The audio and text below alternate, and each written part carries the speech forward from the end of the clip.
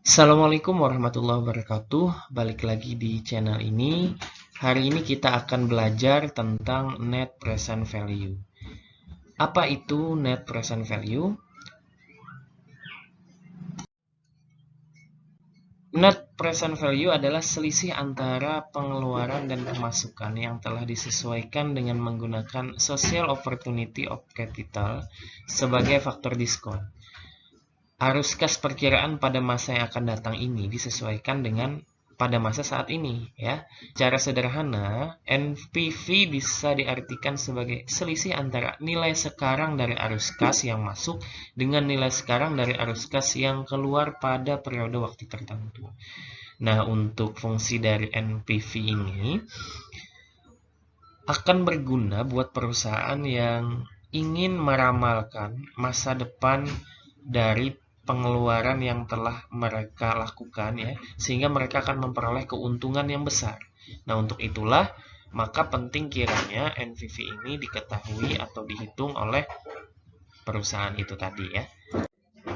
Oke, istilah NPV biasanya digunakan dalam proyeksi arus kas atau proyeksi untung rugi suatu proyek atau bisnis atau investasi. Nah, sebagaimana yang sudah saya sampaikan tadi bahwa fungsinya adalah untuk mengukur kemampuan dan peluang sebuah perusahaan dalam menjalankan investasi hingga beberapa tahun yang akan datang, yaitu ketika nilai mata uang berubah dan berdampak pada arus kas perusahaan.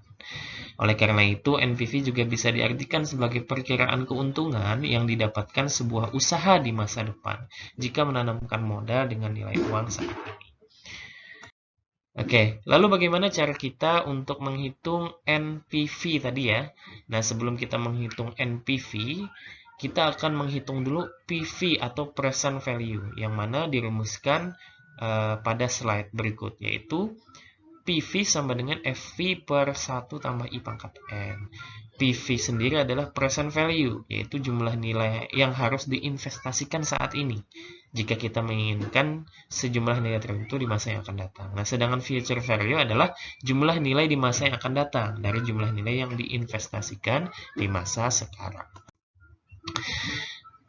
Oke, kita perhatikan contoh yang pertama. Werner menginginkan uangnya berjumlah 100 juta, ya, 5 tahun yang akan datang.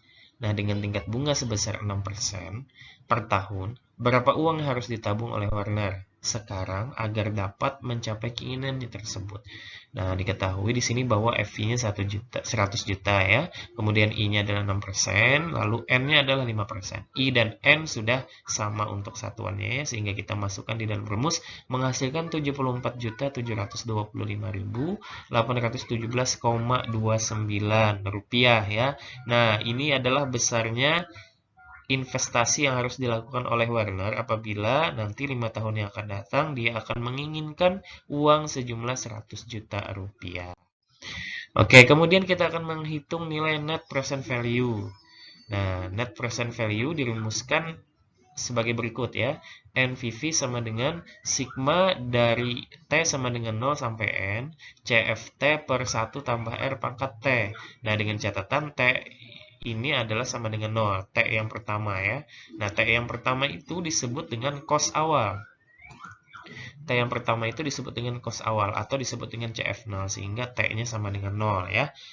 Nah, lalu dijabarkan menjadi rumus berikut, ya. Nah, ini sangat direkomendasikan buat teman-teman apabila mengerjakannya atau mau menghitungnya, sangat direkomendasikan itu menggunakan aplikasi Excel, ya, bakalan lebih mudah.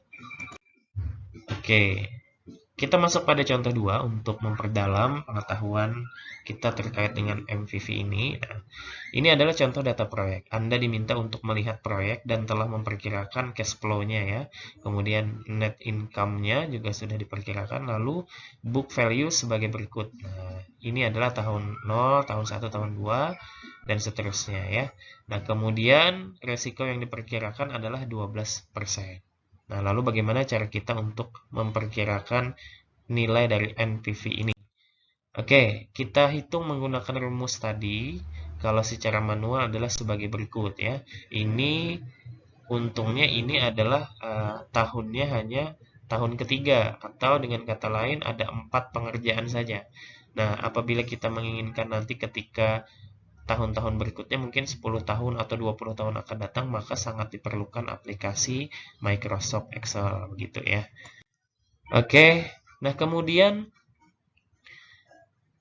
ada aturan terkait dengan NVV ya. Bila NVV ini positif, maka proyek itu akan diterima. Nah, NVV ini lebih dari 0 atau positif berarti apa? Berarti proyek diharapkan menambah nilai bagi perusahaan. Nah, dan juga akan meningkatkan nilai dari perusahaan. Jadi NVV ini akan langsung mengukur bagaimana tercapainya tujuan proyek. Nah, itu fungsi yang sangat penting ya dari nilai present value tadi, nilai net present value tadi ya.